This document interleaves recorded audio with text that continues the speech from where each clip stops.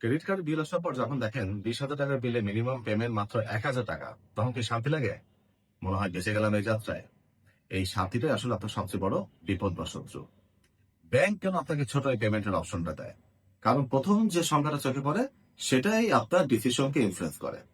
আর ব্যাংকের লাভ, আপনি যখন শুধু মিনিমাম টাকাটা জমা দেন তখন আপনার বাকি টাকার উপরে চড়া সুদ চলতেই থাকে।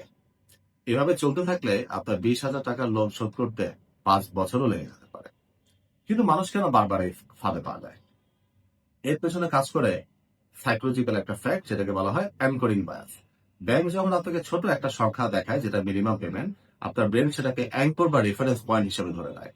ফলে আপনার ফোকাস বড় বিল থেকে সরে এই ছোট সংখ্যার উপর আটকে যায়।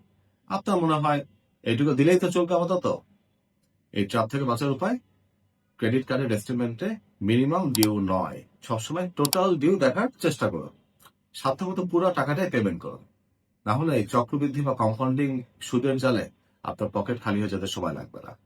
আপনার ফিনান্সিয়াল নলেজ বাড়াতে আমাদের পেজটি ফলো করবেন। সচেতন থাকুন, সঞ্চয় এবং বিনিয়োগ করুন।